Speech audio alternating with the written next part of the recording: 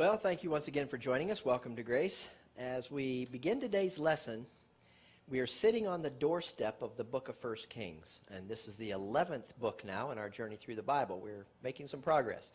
So before we enter 1 Kings, we'll take a quick look at the illustration that I've drawn up.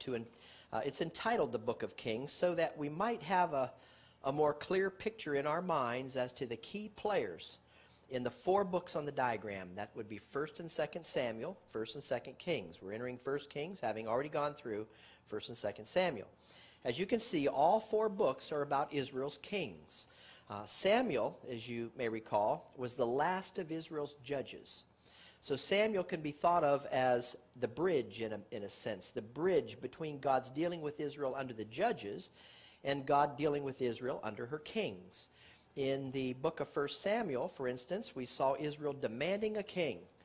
They wanted a king. Although God had performed as their king from the inception of the nation, he told them, I was your king. So they were rejecting his kingship over them. They wanted their own king. God had been leading Israel through the judges that he raised up for that specific purpose. So he was their king through the judges.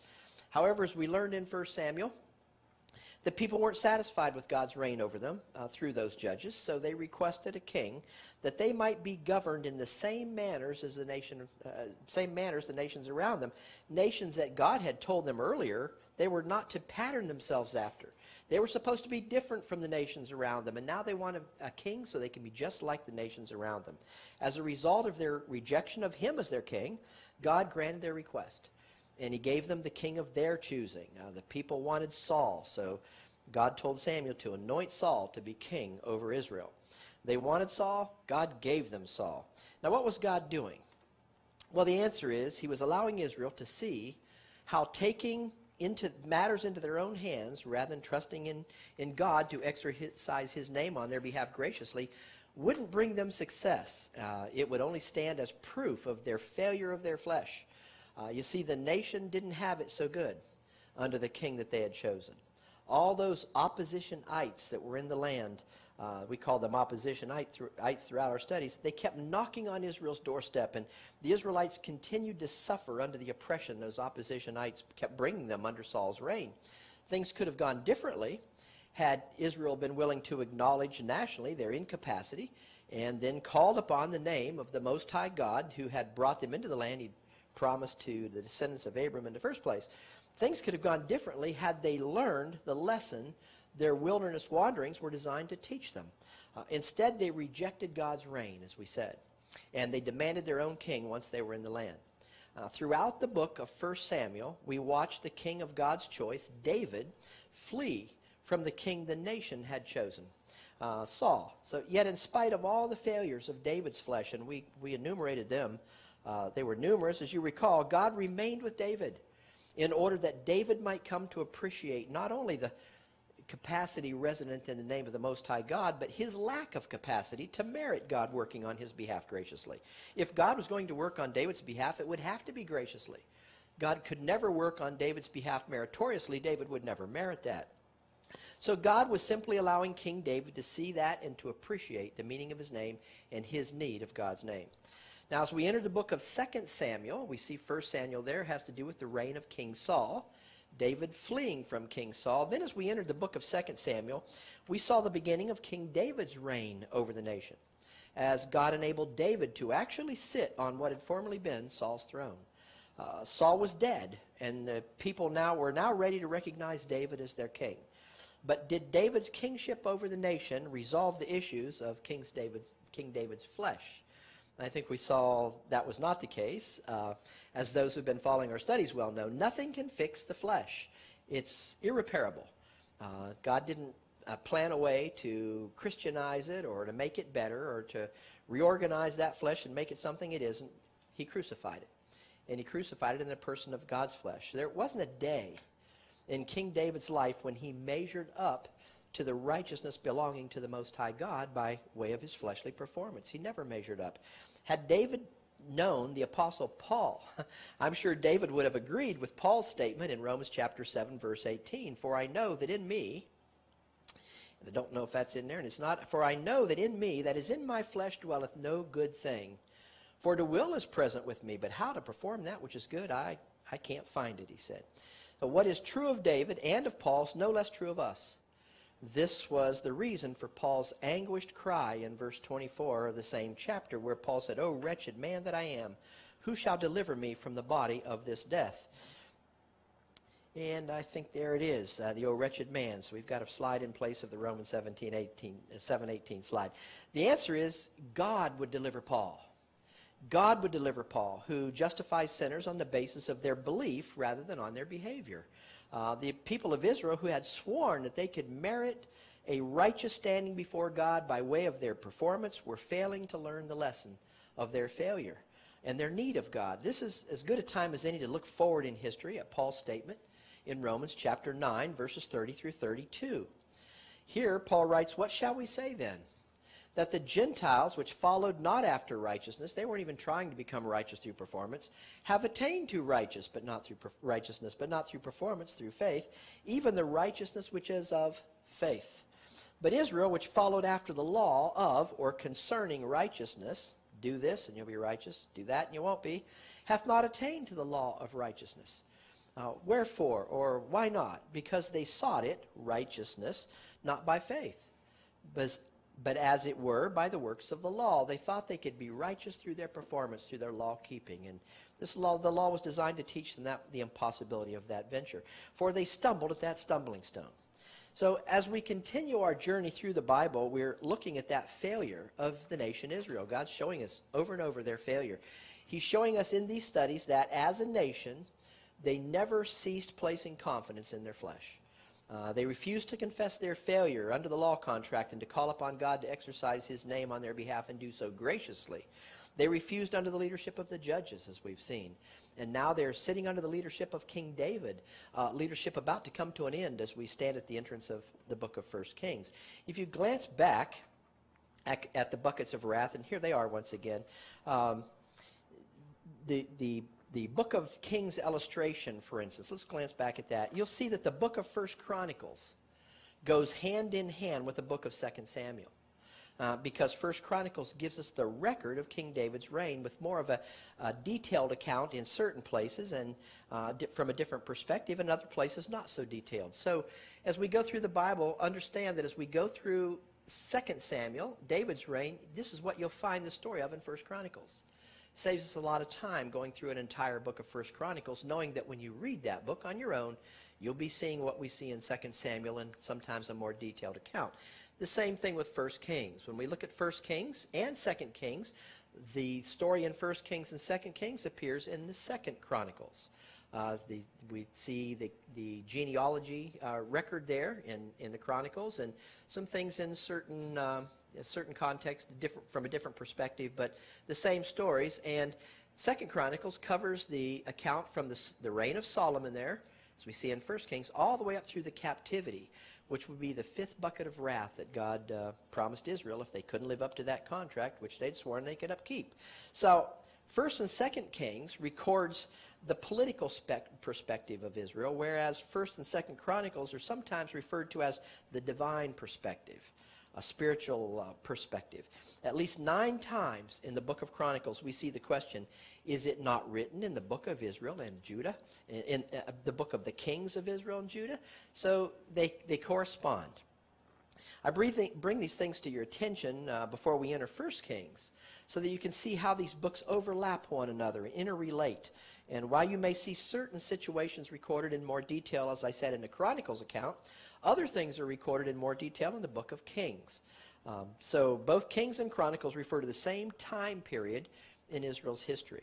Keep in mind, Israel's golden age, her interlude of blessing that came prior to the pouring out of the 2nd bucket of wrath, the law contract called for, was taking place during King David's reign, and also during the reign of King Solomon. So, or some of it, a portion of it. So you can see the golden age sitting there right after the 1st bucket of wrath. This 2nd bucket of wrath was sitting on Israel's future. Could they not live up to the dictates of the contract? And God knew they wouldn't. So we should be watching for Israel's interlude of blessing to come to a halt, and her promised 2nd bucket of wrath to come tumbling down on their heads, which it did, as we move toward the mid part of 1 Kings. As proof of the continual failure of the flesh of man, God knew that King David wanted to take a census of the people. This is an interesting account here.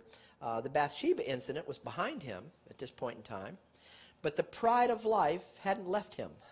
In the final chapter of 1 Kings, chapter 24, notice this statement that opens up this chapter. 24 verse 1. And again, the anger of the Lord was kindled against Israel. And he moved David against them to say, go number Israel and Judah. You see, the Lord's moving David to go number Israel and Judah. For the king said to Joab, the captain of the host, and this was David's nephew, which was with him, go now through all the tribes of Israel, David told his nephew, from Dan even to Beersheba, and number ye the people, that I may know the number of the people.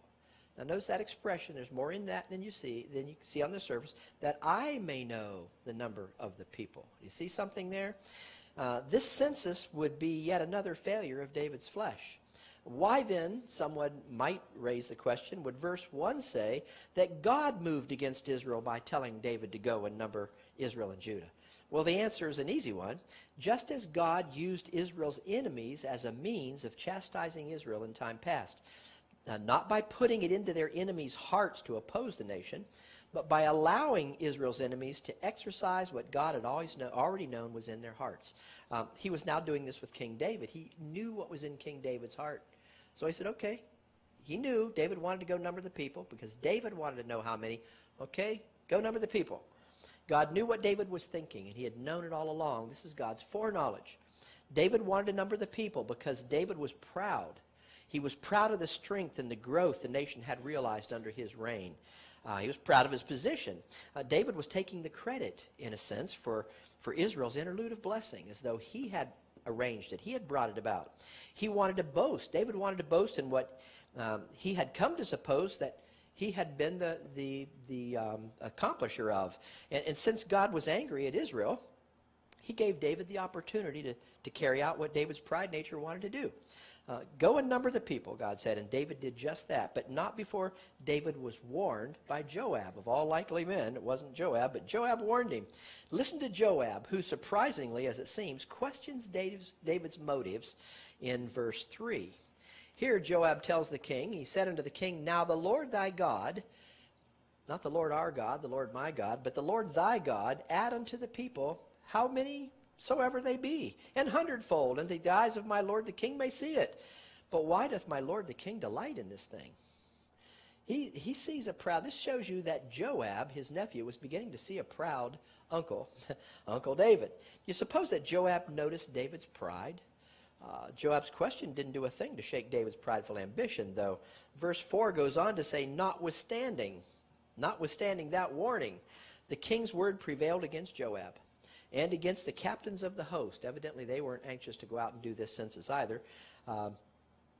Even the commanders of Israel's forces were questioning him. It seems that. Apparently, David was wearing his pride on his sleeve. What difference would the size of Israel's armies possibly make to David? God had been the one giving them the victories from the get-go. It had been God, not David or his armies. God had been working on their behalf. Now, David wants to know, how many are there of us? And it was the fighting men he was interested in. And Joab, the captain of the host, went out from the presence of the king to number the people of Israel. So Joab's doing as he was commanded.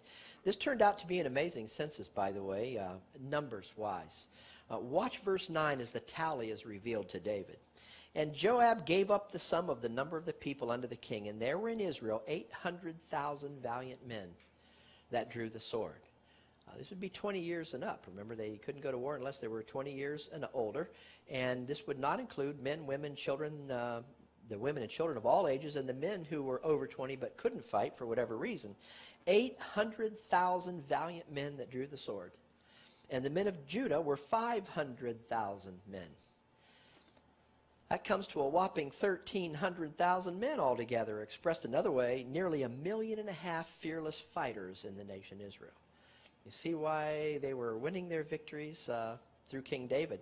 The verse states that they were valiant men that drew the sword. Of course, God was behind them.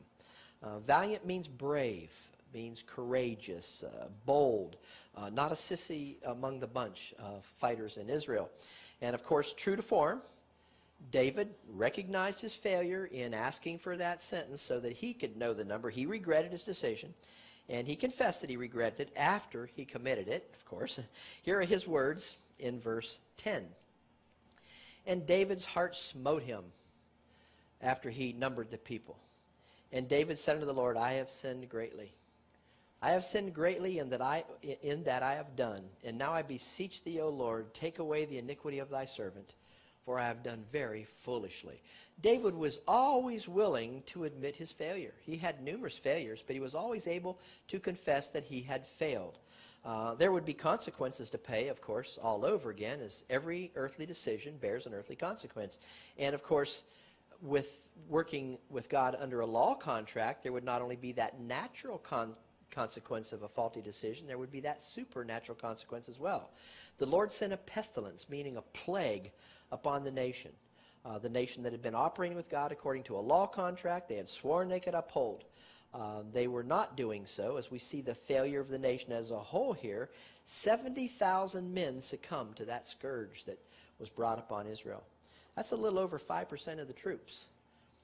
5% may seem like a low ratio in a nation of multiple millions, but that's still a football stadium full of people if you think about it, as David had once again proven the failure of his flesh. He had asked for that census that had been in his heart all along. So as we open the door to the book of 1 Kings, verse 11, or verse 1 rather, the entrance of 1 Kings records David as an elderly man, and therefore an elderly king, who was suffering from circulatory problems, and these problems naturally coming with his advanced age. Look at verse 1 of chapter 1. Now King David was old and stricken in years, and they covered him with clothes, but he gat no heat. We wouldn't say gat today, but we would say he was a cold guy. He got no heat. Now older folks can relate to what we're talking about here. You put a blanket over my feet here at night, but that's King David. He's well up in years. Not to worry, his aides had an idea. Verse 2 spells it out. Wherefore his servant said unto him, Let there be sought for my lord the king a young virgin. Pardon me. And let this young virgin stand before the king, and let her cherish him, and let her lie in thy bosom, that the king may get heat. So they've come up with this idea. A word of caution is due here. Do not try this out at home. Where in the world were David's wives and his children? Because he had numerous wives and children. Were there not others who could kept him warm, but they did not? Did the plot of his aides work? Well, verses 3 and 4 reveal the results. So they sought for a fair damsel throughout all the coasts of Israel, and they found Abishag, a Shunammite, and brought her to the king. And the damsel was very fair, and cherished the king, and ministered to him, but the king knew her not. It was not a sexual relationship, as we wouldn't have expected it to have been a sexual relationship at this stage in David's life. But had David been a little younger, be sure, it's a pretty safe bet to say that David would have had another wife, or at least another concubine. He's nearing the end of his life at this point here, folks. Were his aides seeking to garner his favor in hopes of maybe a reward before his death? Is that why the young virgin to sleep next to David? That we'll never know. What we do know is that David was old and stricken in age, as the verse said, and evidently in need of a full-time nurse.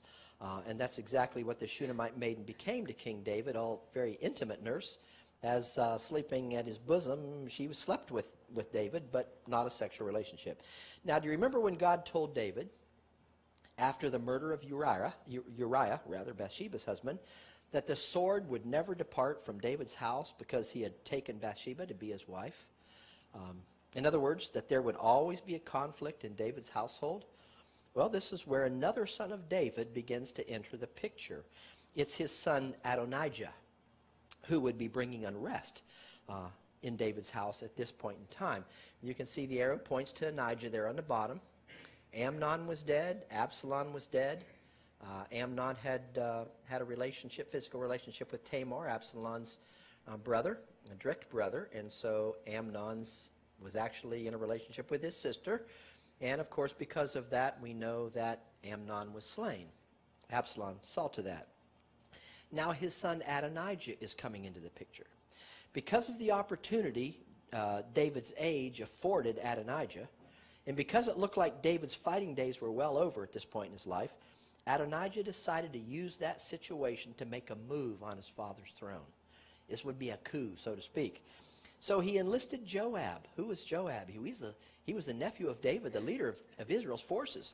He enlists Joab, the leader of Israel's armies, and Abiathar, a priest of the royal court, David's court, to aid him in his cause to overthrow his father, but he would do it in a different way, and we'll cover that. In case you've forgotten who Abiathar was, by the way, and that isn't difficult to do with all these names you've been seeing all along. Abiathar was the son of Ahimelech. Does anyone remember Ahimelech? He was the high priest that Saul's forces killed, along with all the priests and the people of Nob. But there was one that escaped, and it was the son of that high priest, Abiathar. And so he naturally fled to David. So, you know, David had stolen the showbread, and he'd taken, or not stolen it, he asked for it and got it. And then he asked for the sword, and Ahimelech gave him Goliath's sword. So when King Saul's forces killed the priesthood of Nob, along with the people of that city, Abiathar, as I said, was the one who escaped and fled to David, who had himself been fleeing from King Saul. When David became king, naturally, he appointed Abiathar to be a chief priest of his royal court, along with the priest Zadok. Abiathar had been loyal to King David for many years, but now, with David's advanced age, Abiathar had been convinced to transfer his allegiance to David's son, Adonijah, who had set himself up as king. Adonijah was calling himself king and claiming the kingship, and Joab and Abiathar were going right along with him. Of course, he wasn't right in David's backyard, in a manner speaking. He was a little distance from David when he was doing this. Fortunately for King David, priest Zadok remained loyal, along with Benaiah, a major leader in the army of Israel at that time, and Nathan, the prophet, had also been loyal to David. So King David had some men that were on his side, and those men understood that Adonijah was usurping his father's throne, claiming himself to be king. Well, Nathan, the prophet, decided to do something about that. He went straight to Bathsheba. And watch Nathan take action in chapter 1, verses 11 and 12. Wherefore Nathan spake unto Bathsheba, the mother of Solomon, saying, Hast thou not heard that Adonijah the son of Haggith doth reign? He was reigning in Judah, by the way. And David our Lord knoweth it not? Now therefore come, let me, I pray thee, give thee counsel, that thou mayest save thine own life and the life of thy son Solomon. What did Nathan want Bathsheba to do? Well, here it is in verse 13. Go and get thee unto King David, and say unto him, Didst not thou, my lord, O king, swear unto thy handmaiden, meaning herself, saying, Assuredly Solomon thy son shall reign after me, and he shall sit upon thy throne? Why then doth Adonijah reign? So Bathsheba wonders why it wasn't Solomon, it was Adonijah, and Adonijah was already calling himself king. Nathan, the prophet, then came into the room, and he confirmed Bathsheba's words. He confirmed that David had promised Bathsheba earlier that Solomon was to reign as king after him. Bathsheba wanted David to take action and do something about this son of yours who's out of control. And we see that in verses 20 and 21. And thou, my lord, O king, the eyes of all Israel are upon you. They're upon thee, that thou shouldest tell them who shall sit on the throne of my lord the king after him. The people of Israel want to know who you've picked. Adonijah selected himself, and they want to know what you have to say about this. Otherwise, it shall come to pass, when my lord the king shall sleep with his fathers, that I and my son Solomon shall be counted offenders for sitting where they were sitting, as within that royal family. You see, Adonijah, expecting his father to die at any time, had hoped that his father would leave well enough alone, not say anything about his claim to be king, and that David's death would occur before he had the opportunity to name a successor. That way Adonijah would obtain his kingship by default, by declaring himself king in Judah. And by the way, that was some 90 miles away from Jerusalem where David was. He wasn't operating right in David's backyard, as we said earlier. But word travels fast, does it not? And after all, Nathan was indeed a prophet, and now Nathan was putting David on the spot. He's reigning and you don't know anything about it. He's already claimed the kingship. What are you going to do about this, David? The people want to know. Who did you pick? David had to act. And so act he did. He first called for Bathsheba to be brought back to his side, where we pick it up with verse 29. And the king sware. Now, he didn't issue a tirade of curse words. That wasn't what it said. He could very well have, but he didn't. The king sware and said, as the Lord liveth, it's an oath, that hath redeemed my soul out of all distress. He knew the source of his righteousness and the source of everything else he had gotten. Even as I swear unto thee by the Lord God of Israel, saying, assuredly Solomon thy son shall reign after me, and he shall sit upon my throne in my stead. Even so will I certainly do this day. So David had made up his mind. It's not going to be Adonijah. Sorry, it's going to be Solomon. David then called for Zadok the priest, who had remained loyal, and Nathan the prophet, who had forewarned him, and he had them anoint his son Solomon to be king over all the people, both Judah and Israel, as recorded in verses 39 and 40 of our text in chapter 1. And Zadok the priest took an horn of oil out of the tabernacle and anointed Solomon. And they blew the trumpet, and all the people said, God save King Solomon. The people are recognizing his rightful kingship. And all the people came up after him, and the people piped with pipes and rejoiced with great joy. So the earth rent with the sound of them. You can imagine the uproar of those millions of Israel who were so thrilled that Solomon was on the throne and David had named his successor. Now David's son Adonijah and his men heard the uproar. And they soon learned of the anointing of Solomon that had come by David's decree. Naturally, what would Adonijah be thinking? Well, he was fearing for his life. But Solomon spared him. Chapter 2 of 1 Kings opens with the death of David and the establishment of Solomon's throne. They are verses 10 and 12 of 1 Kings in chapter 2. Verse 10 states, so David slept with his father. So here we have the death of David in 1 Kings, and was buried in the city of David. Then sat Solomon on the throne of David his father, and his kingdom was established greatly.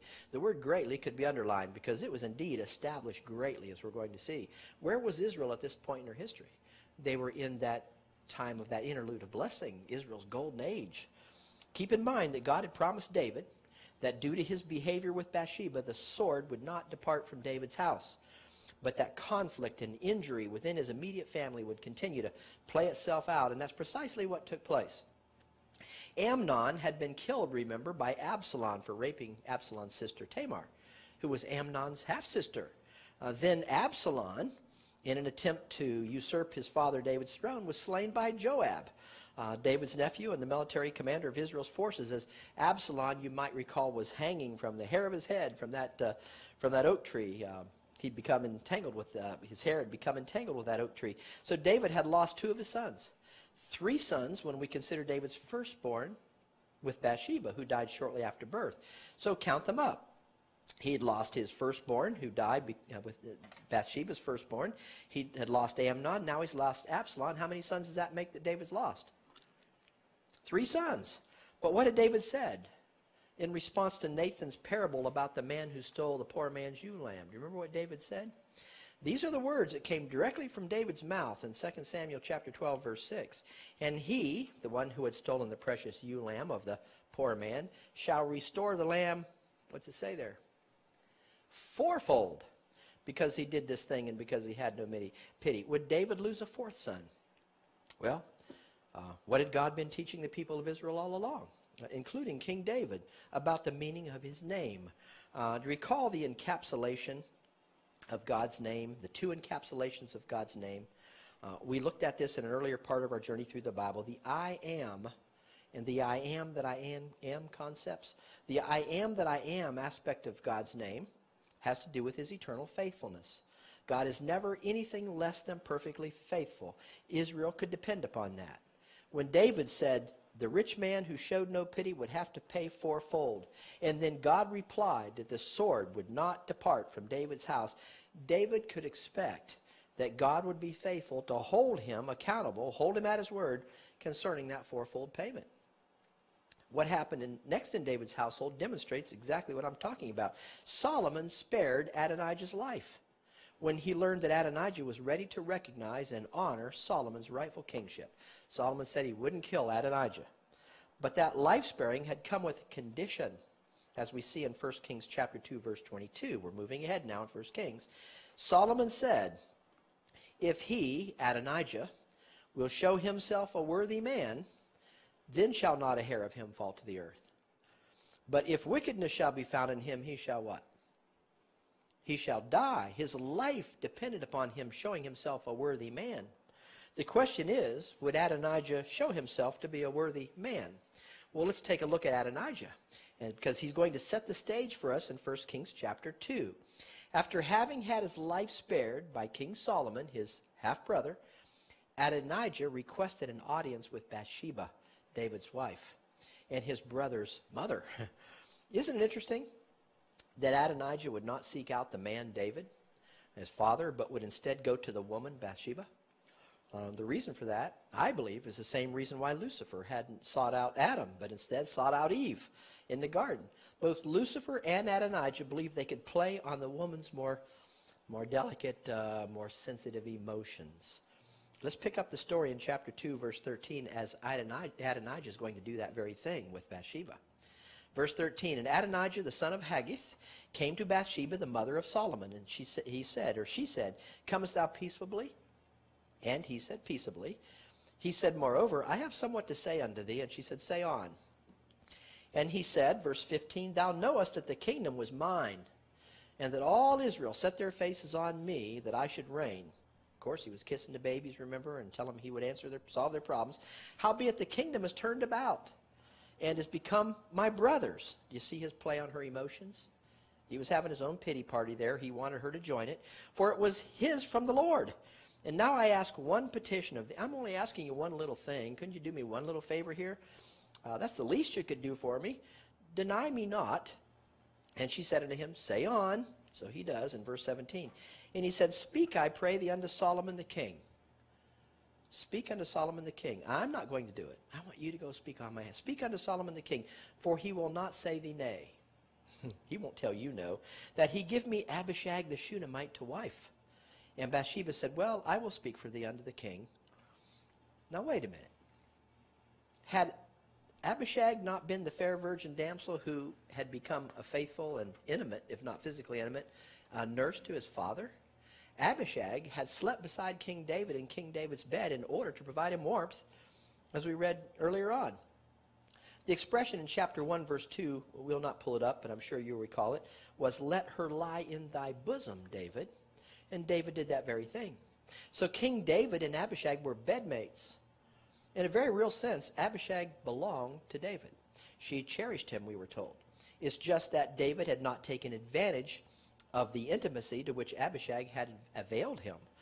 Now, David's son, Adonijah, was requesting an intimate relationship with Abishag, who had belonged to his father. You see a problem here when it comes to the law contract? Furthermore, Adonijah had circumvented David by going directly to his wife Bathsheba behind his father's back.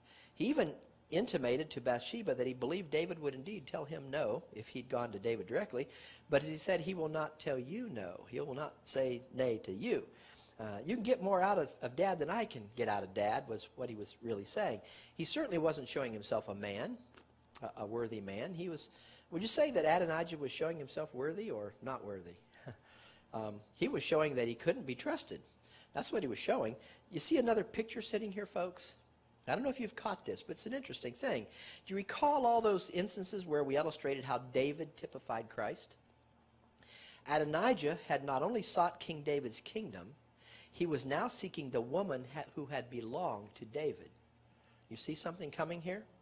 Has Satan ever ceased seeking Christ's kingdom? Did Satan not continually seek to own for himself the wife that rightfully belonged to God's son, Israel? If David typified Christ, and he did in so many instances, then Adonijah certainly typified the one who was opposed to Christ. Not only the Antichrist, but Satan himself. Well, Bathsheba did precisely as Adonijah requested. She went straight to Solomon, her son. Now watch her make her plea in verses 20 and 21. Then she said, I desire one small petition of thee. she's asking Solomon here, I pray thee, say me nay. I pray thee, say me not nay. Oh, just one little thing. How can you deny me this one little thing? And the king said unto her, Ask on, my mother, for I will not say thee nay. And she said, Let Abishag the Shunammite be given to Adonijah thy brother to wife. Would King Solomon allow his emotions to get the best of him in this situation? Or would King Solomon see Adonijah for the traitor to David that Adonijah had already proven himself to be? And if he had been a traitor to David, who was not only his father, but the Lord's king, would Adonijah not also be a traitor to Solomon, the Lord's chosen successor to David's throne? Well, King Solomon knew the answer to that. Adonijah had not shown himself worthy. And remember, that was a prerequisite for Solomon to continue to spare Adonijah's life. Watch as King Solomon gives his judgment to Bathsheba, beginning in verse 22. And King Solomon answered and said unto his mother, And why dost thou ask Abishag the Shunammite for Adonijah? Ask for him the kingdom also, for he is mine elder brother, even for him, and for Abiathar the priest, who was also a traitor, and for Joab the son of Zeruiah, who also was a traitor. Adonijah had been no less a traitor to David than Abiathar, who assisted Adonijah in his usurpation of David's throne, and Joab, the commander of David's forces, who had gone along with Adonijah's throne usurping plan. All three had been traitors to the throne God established and to God's chosen king. If King Solomon was to execute just judgment, Adonijah had to die. Well, let's look in on Solomon's decree in verses 24 and 25. Here we go. Now therefore, as the Lord liveth, which hath established me, and set me on the throne of David my father, and who hath made me an house, as he promised, Adonijah shall be put to death this day. And King Solomon sent by the hand of Benaiah, the son of Jehoiada, and Benaiah, he fell upon Adonijah, that he died. The Hebrew word translated fell upon means to invade or to impact by accident or violence. I think we know which one took place here. However, King Solomon's judgment, however the case, it was carried out. Benaiah put Adonijah to death. Benaiah certainly impacted Adonijah in a violent way. Adonijah was dead. Now think back to the fourfold payment for a moment that had come from David, his own mouth. And tell me if David, the rich man, had to pay fourfold for his lack of pity for the poor man and the single ewe lamb Uriah. He paid in a fourfold way. David had taken Bathsheba, Uriah's only ewe lamb. Now death had not only taken David's firstborn son through Bathsheba, it had also come to Amnon, the second son of David, then to Absalom, a third son, and finally to Adonijah, a fourth son of King David. The rich man thief in the parable of Nathan was suffering. He had suffered a fourfold way in that the sword didn't leave his house. Injury, conflict, we could see he lost 4 sons. David had repaid in a fourfold way for what he had done to Uriah, as David himself had decreed to be the just reward for the rich man's crime. And by the way, King Solomon also had Benaiah fall upon Joab. He didn't get away with anything. The leader of the forces who betrayed David, Solomon had Benaiah fall upon Joab. So Solomon was cleaning house, in a manner of speaking. He was king, and he was cleaning house of those traitors to King David. There is a highlight in 1 Kings chapter 3 that we need to point out at this time. Israel was not only at the zenith of her golden age right here. King Solomon's introspection here in chapter 3 proved to be a high point for King Solomon the man. He began to realize his lack of capacity before the Most High God, in light of the capacity resident in the Most High God's name. Why, that was the lesson God wanted his nation to learn all along, was it not? So God knew Solomon's thoughts, and he appeared to Solomon in a dream. And notice what God said in chapter 3, verse 5 and 6 to Solomon. In Gibeon, the Lord appeared to Solomon in a dream by night, and God said, Ask what I shall give thee. Now watch Solomon recognize the Lord's capacity. And Solomon said, Thou hast showed unto thy servant David my father great mercy, according as he walked before thee in truth and in righteousness and in uprightness of heart with thee. And thou hast kept for him this great kindness, that thou hast given him a son to sit on his throne, as it is this day. In other words, you worked graciously on my father David's behalf. You did that, Most High God. You gave him a son to sit on his throne, and I am that son. Then right after acknowledging God's greatness and God's mercy that he'd shown to David his father, watch Solomon recognize his own lack of capacity when it came to governing the people of God's nation. And now, O Lord my God, thou hast made thy servant king instead of David my father. And I am but a little child. I know not how to go out or come in. In other words, I'm not capable of doing anything on my own.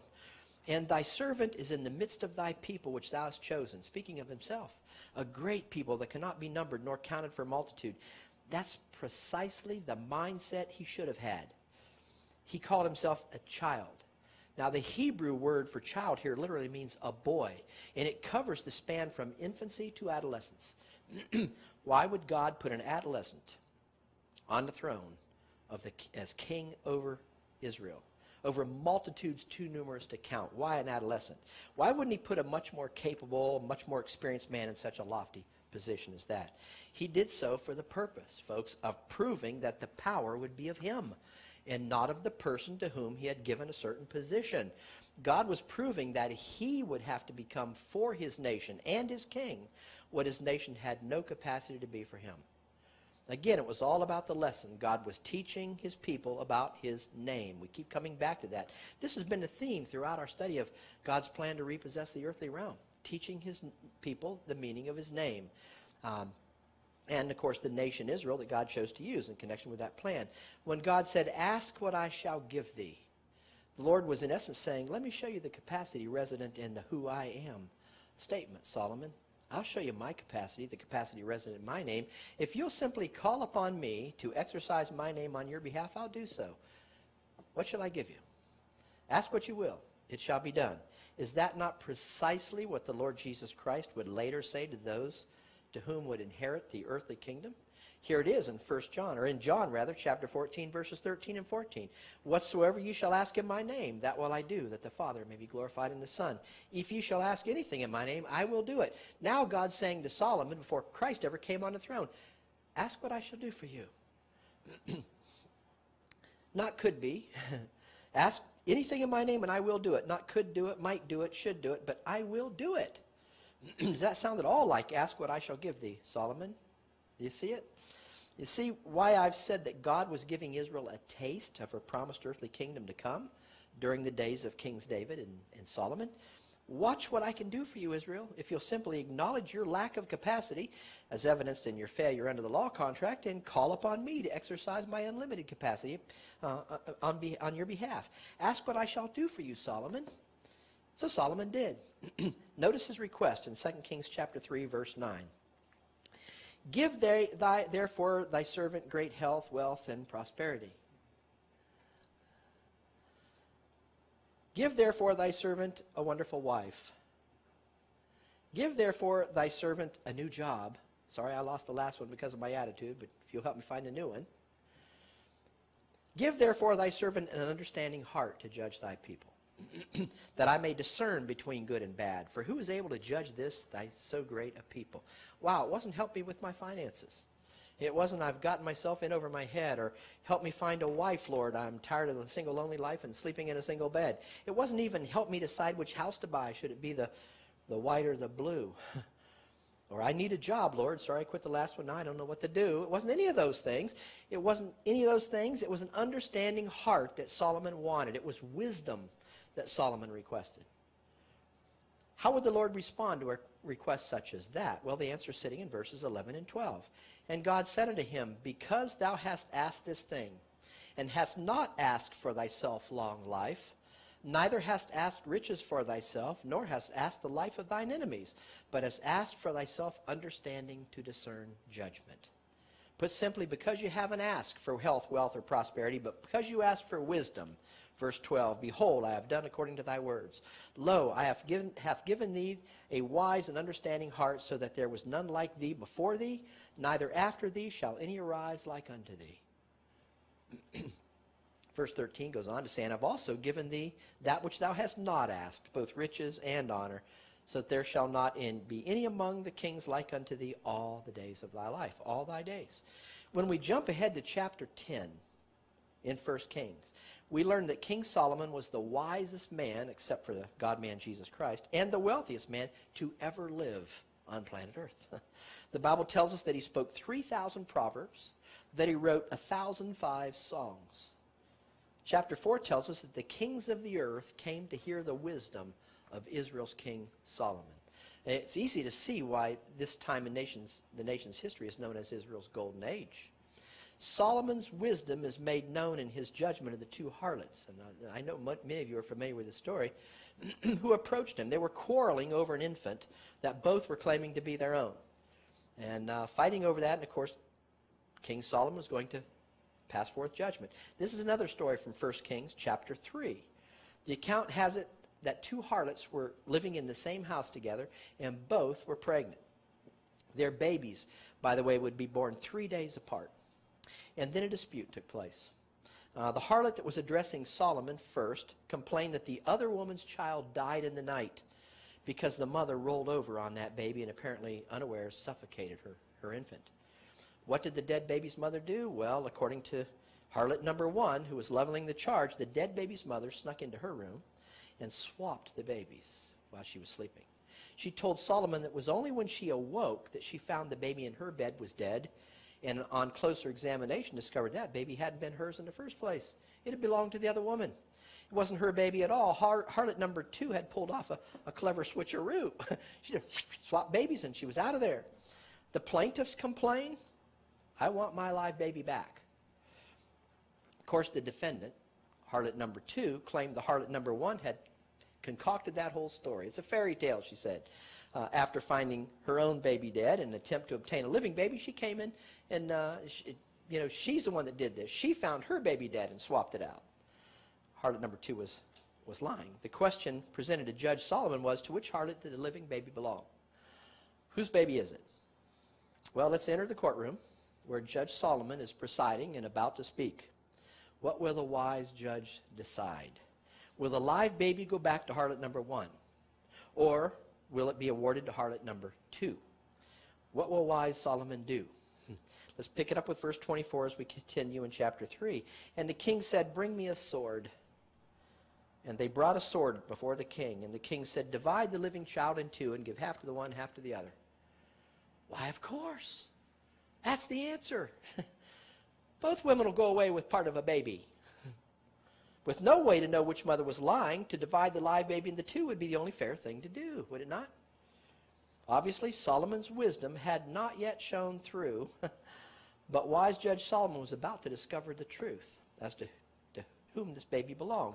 The way that the mothers would react to his decree is what wise Solomon wanted to see. Let's return to the courtroom as both the mothers are about to speak here in verse 26. Then spake the woman whose the living child actually was unto the king. For her bowels yearned upon her son. She was aching for that baby, and she said, oh, my Lord, give her the living child, and in no wise slay it. But the other said, let it neither be mine nor thine, but divide it. So which mother really cared for the baby? Well, wise King Solomon found out, did he not? King Solomon knew that the lying harlot had nothing to lose. The baby that she truly loved had already died. The true mother had her living baby to lose, and would in no wise want it to be killed. Thus, wise King Solomon had discovered the truth as to whom this live baby belonged. Chapter 3 comes to a close with his final decree in verse 27 and the response of the nation in verse 28. Let's take a quick look. Then the king answered and said, give her, the one who said, give it away, let it live, give her the living child, and in no wise slay it. She is the mother thereof. And all Israel heard the judgment which the king had judged, and they feared the king, for they saw that the wisdom of God was in Solomon to do judgment.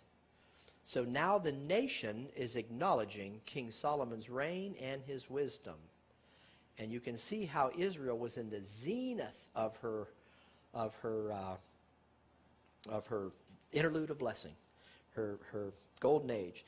That is a familiar story to many listening in, but it shows us the nature of Israel's interlude of blessing as David's son Solomon was reigning over the entire kingdom. Verses 20 and 21 of chapter 4 pretty much sum up the reign of Solomon during the zenith of Israel's golden age. Let's quickly look in here. Judah and Israel were many, as the sand which is by the sea in multitude. eating and drinking and making merry. They were truly in their heyday. And Solomon reigned over all kingdoms, from the river unto the land of the Philistines, and unto the border of Egypt. They brought presents and served Solomon all the days of his life. Israel's interlude of blessing, her golden age. God giving them a taste of what it would be like if they'd have him deal with them graciously rather than meritoriously. What a glorious time that was for God's people, and what a glorious taste of that kingdom to come, as we've been saying. The kingdom, God was showing them that taste of that kingdom right there. Solomon had already had an elaborate house built in which he could dwell, but what about a lord for the house? Do you remember David wasn't permitted to build it? It would be David's son that would build it. Do you remember King Hiram, by the way? King Hiram was the one who was king of Tyre, the king of Tyre. King Hiram was the one who, when he perceived that the Lord had been with David and established David's kingdom earlier on, had sent men and materials to build King David's house. Now King Hiram's coming back on the scene. Of course, David was never able to build a house for the Lord because the Lord had told him his son would build that house. Well, David's son Solomon was now on the throne, and he wanted to build a house for the Lord. The house for the Lord that his father hadn't been permitted to build. So the Lord spoke to Solomon. And we see that in chapter 6, beginning with verse 11. And the word of the Lord came to Solomon, saying, concerning this house which thou art in building, if thou wilt walk in my statutes, execute my judgments, keep all my commandments to walk in them, then will I perform my word with thee, which I spake unto David thy father. And I will dwell among the children of Israel, and will not forsake my people Israel. Well, the house building began. The project's underway, and what an elaborate structure this was going to be. It took 7 years to complete this, and there were no small number of skilled craftsmen involved in the building process. Notice verses 21 and 22 of chapter 6. So Solomon overlaid the house with pure gold, and he made a partition by the chains of gold before the oracle. And he overlaid it with gold, and the whole house he overlaid with gold until he had finished all the house. Also the whole altar that was by the oracle, he overlaid that with gold. That's a lot of gold. More than one artist has used the Bible description of Solomon's temple to either create a model or replica to scale of that temple, or to paint their own depiction of the temple as various artists have envisioned it. As you can see in this rendition, the temple was 90 cubits, or 135 feet long, 35 feet wide, 50 feet high. And remember, overlaid with gold. And this doesn't account for the altar and the sea of bronze that sat before the entrance of the temple. You can't see them here, before the temple proper. And each of these measured approximately 30 feet from side to side.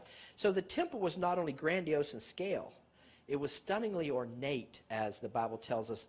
The whole house was overlaid with gold. That's an incredible structure that Solomon built for the Lord.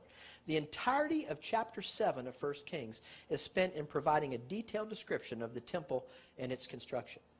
When the temple was complete, the priest brought the Ark of the Covenant into the Holy of Holies. You can see her interlude of blessing, her golden age, and placed it under the wings of the cherubims, which were also overlaid with gold. Once the Ark of the Covenant was in its proper location, the Holy of Holies, notice what took place as recorded in chapter 8, verses 10 and 11. And it came to pass, when the priests were come out of the holy place, that the cloud filled the house of the Lord, so that the priests could not stand to minister because of the cloud, for the glory of the Lord had filled the house of the Lord. What a day for the nation Israel. What a taste of her promised kingdom to come. Here are a few of the words that Solomon spoke to the Lord as they appear in verses 22 and 23. He's speaking to the Lord first.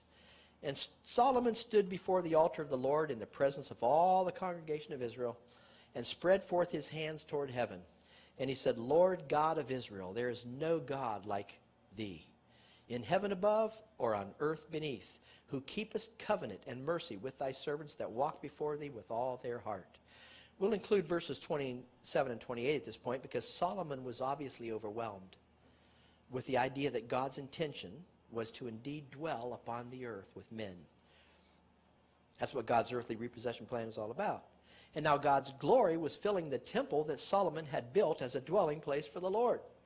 You see, you can see King Solomon's awe at the fact that God was actually going to dwell in that temple and be among men in verses 27 and 28 as he continued making his prayer before the Lord. But will God indeed dwell on the earth? Behold, the heaven and the heavens of heavens cannot contain thee. How much less this house that I have builded?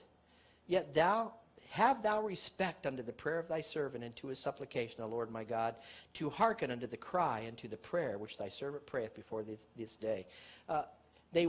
King Solomon wanted God to remember that when Israel came to that temple, when they prayed and looked to that temple, when they discovered their incapacity and their sinfulness, they could come to that temple, look to that temple, confess their failure under the contract, and Solomon said, God, forgive them. That was his request.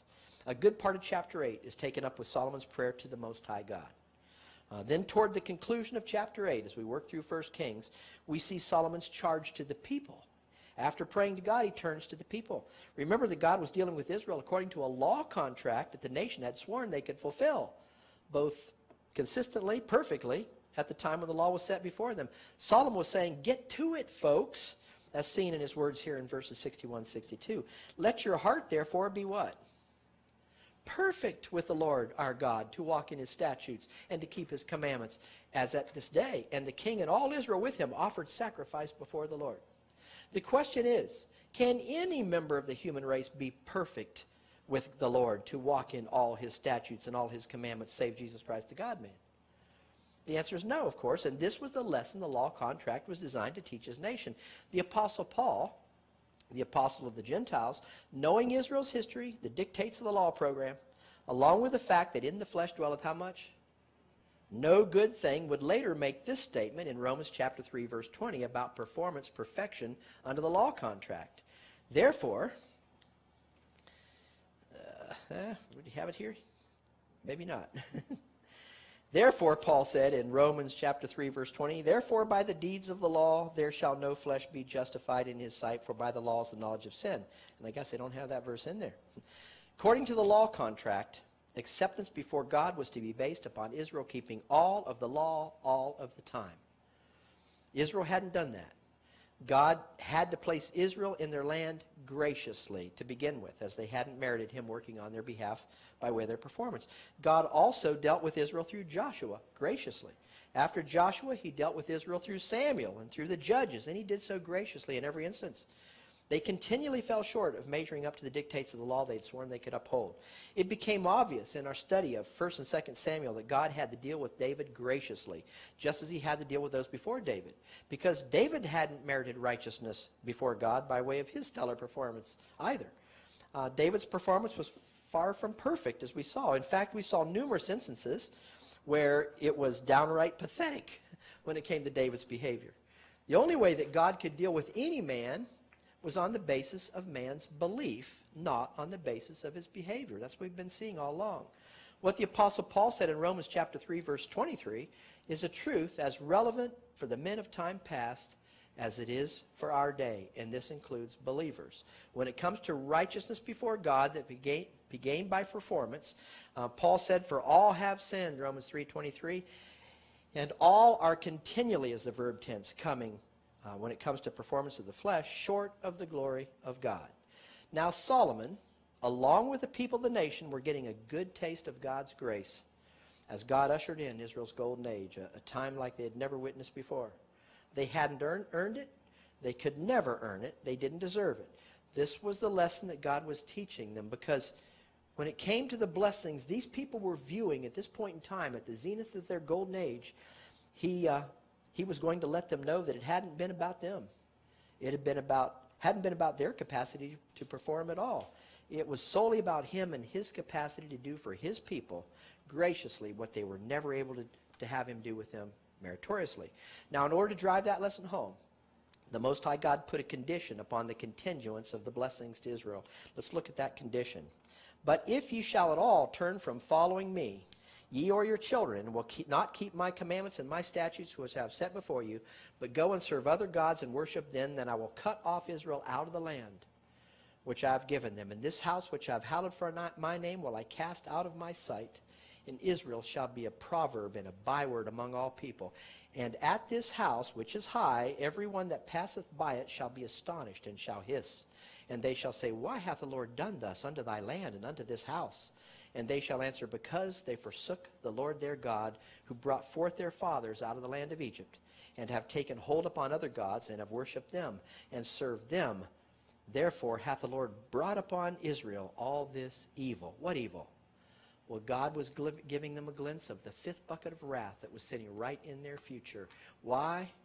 Because he put a condition upon his continuing to dwell in that temple. And that condition would be, you follow all the dictates of the law that you had sworn to me you could uphold when it was passed down to you at Mount Sinai. And what's God going to prove to the nation? That fifth bucket's going to come, just as it was promised earlier on, because they would never be able to perform up to the dictates of the law contract. So God was telling them right there, if you'll do this, I'll continue to be in that house. But if you don't look for me to be in that house. What's Israel got in their future? Well, we're sitting on the doorstep of the second bucket of wrath, as God's forewarning them ahead of time. This is coming. When you fail to do what you've sworn you could do, this is coming, Israel. Watch out. And they didn't make their confession that they failed, as we're going to see as we continue on in the book of 1 Kings and watch Solomon's behavior after all these wonderful prayers to God and his admonition to the people. And we'll pick it up there in our next lesson.